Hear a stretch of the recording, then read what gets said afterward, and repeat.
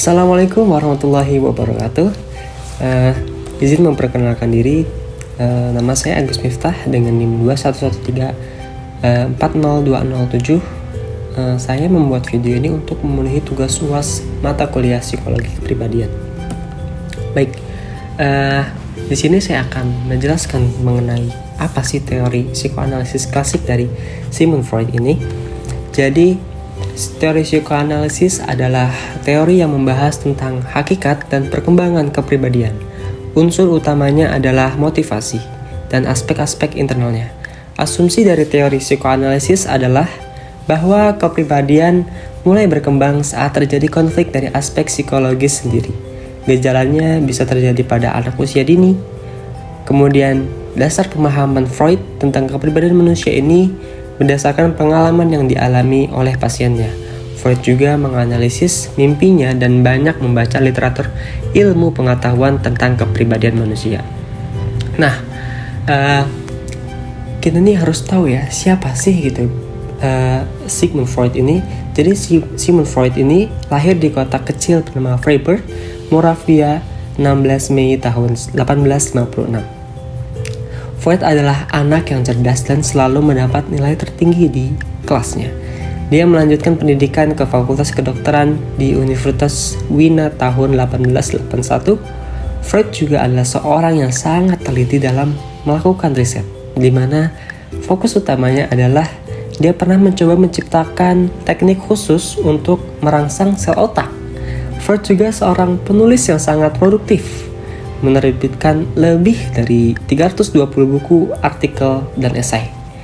Dari sekian banyak karyanya, Freud menjelaskan The Interpretation of Dreams sebagai favorit pribadinya. Juga memiliki kontribusi yang paling signifikan untuk pemikiran manusia. Buku tersebut merupakan buku yang berisi dasar-dasar teori dan ide yang membentuk psikoanalisis pada tahun 1902. Selanjutnya, manusia dalam pandangan Sigmund Freud. Jadi, menurut Freud, kepribadian terdiri dari 3 unsur, yaitu das Es, das Ich, das Über-Ich. Jadi, ketiga unsur itu memiliki asal, aspek, fungsi, prinsip operasi, dan perlengkapan masing-masing. Kemudian, namun ketiganya ini saling berhubungan dan tidak mungkin bisa dipisahkan pengaruhnya terhadap tingkah laku manusia, karena tingkah laku merupakan hasil kerjasama dari ketiga unsur tersebut. Nah, tadi disebutkan das Es, das Ich, das Über-Ich. Nah, apa sih itu? Jadi das Es atau the id biology, das Es atau the id ini merupakan unsur biologis dan sistem original di dalam kepribadian.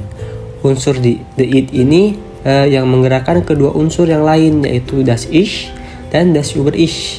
Kalau das Ich itu psikologi dan das Über-Ich itu sosiologi. Kemudian yang kedua itu ada das Ich, the ego, psikologis.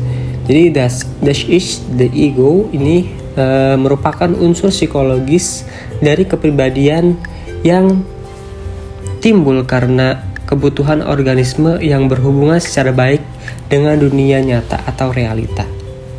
Kemudian yang terakhir itu ada das Über-Ich. Jadi itu di superego sosiologis ya, dari sisi sosiologisnya.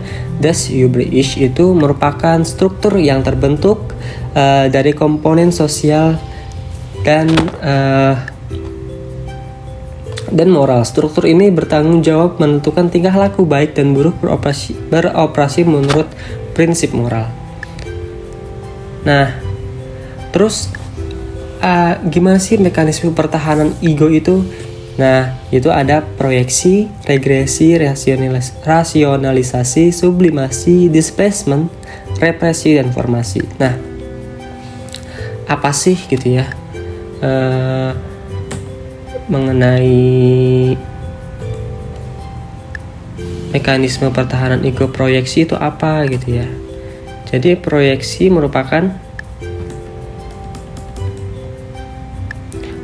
adalah mengalamatkan sifat-sifat tertentu yang tidak bisa diterima oleh ego kepada orang lain. Jadi dengan proyeksi, individu ini akan menyalahkan orang lain atas kesalahan yang dibuatnya sendiri dan menyangkal bahwa dia memiliki dorongan negatif.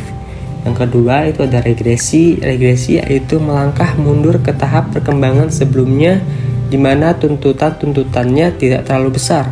Kemudian ada rasionalisasi, adalah menciptakan alasan-alasan yang baik untuk menghindarkan ego dari cedera, memasukkan diri sehingga kenyataan yang mengecewakan menjadi tidak begitu menyakitkan.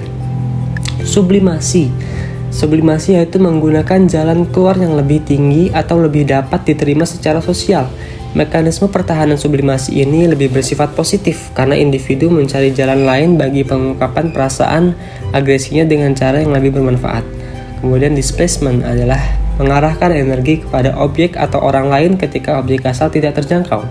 Represi itu merupakan peristiwa traumatis yang bisa membangkitkan kecemasan dan menekannya ke alam bawah sadar sehingga tidak lagi menjadi hal-hal yang menyakitkan.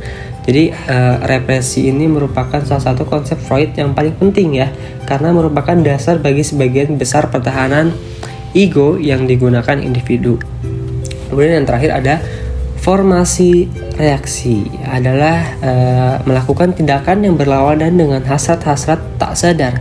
Ketika perasaan-perasaan yang lebih dalam menimbulkan ancaman, maka individu berusaha menampilkan tingkah laku yang berlawanan untuk menyangkal perasaan-perasaan negatifnya.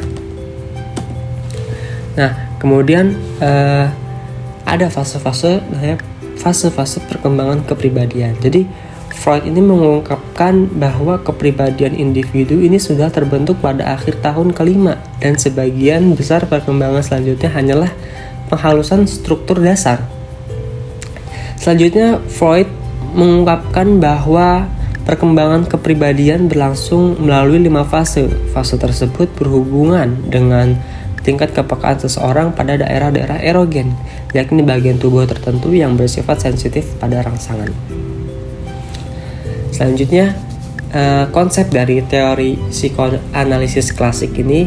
Jadi sebelumnya apa sih pengertian dari psikoanalisis klasik ini? Jadi psikoanalisis klasik ini merupakan suatu metode penyembuhan yang bersifat psikologis dengan cara-cara fisik. Jadi psikoanalisis ini klasik jelas terkait dengan tradisi Jerman yang menyatakan bahwa pikiran adalah entitas yang aktif, dinamis, dan bergerak dengan sendirinya. Jadi selain itu, psikoanalisis klasik juga tidak lahir dari penelitian akademis sebagaimana sistem-sistem lain, namun merupakan produk konsekuensi terapan praktis klinis.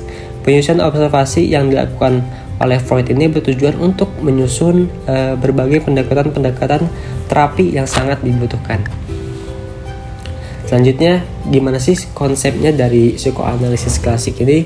Jadi Freud ini memandang sifat manusia pada dasarnya yaitu pesimistik, deterministik, mekanistik, dan reduksionistik, di mana manusia dideterminasi oleh kekuatan-kekuatan irasional, motivasi-motivasi tidak sadar, kebutuhan-kebutuhan, dan dorongan-dorongan biologis dan naluriah, dan oleh peristiwa-peristiwa psikoseksual yang terjadi selama 5 tahun pertama dari kehidupan. Freud juga menekankan peran naluri-naluri yang bersifat bawaan dan biologis. Ia juga menekankan pada naluri seksual dan impuls-impuls agresif. Menurutnya, tujuan segenap kehidupan adalah kematian. Kehidupan ini adalah tidak lain adalah jalan melingkar ke arah kematian. Dan jadi ada ya penerapan psikoanalisis dalam konseling ini. Jadi peran utama konselor dalam konseling ini adalah membantu klien dalam mencapai kesadaran diri, ketulusan hati, dan hubungan pribadi yang lebih efektif dalam menghadapi kecemasan melalui cara-cara yang realistis. Nah, dalam konseling ini terdapat 3 bagian hubungan konselor dengan klien, yaitu ada aliansi, transferensi, dan kontratransferensi.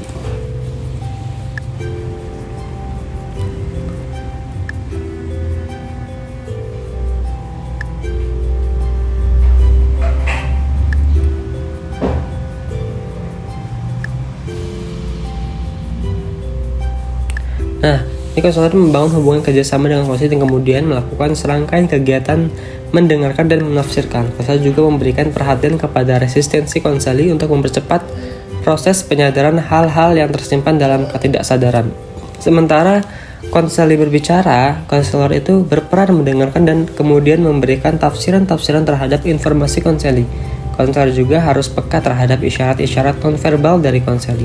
Jadi salah satu fungsi utama konselor adalah mengajarkan arti proses kepada konseli agar mendapatkan pemahaman terhadap masalahnya sendiri, mengalami peningkatan kesadaran atas cara-cara berubah sehingga konseli mampu mendapatkan kendali yang lebih rasional dan atas hidupnya sendiri. Nah, tadi kan disebutkan dalam konseling psikoanalisis terdapat 3 bagian hubungan konselor dengan klien, yaitu aliansi, transferensi, dan kontra transferensi. Jadi aliansi itu sikap klien kepada konselor yang relatif rasional, realistik, dan tidak neurosis, merupakan prakondisi yang terwujudnya keberhasilan konseling.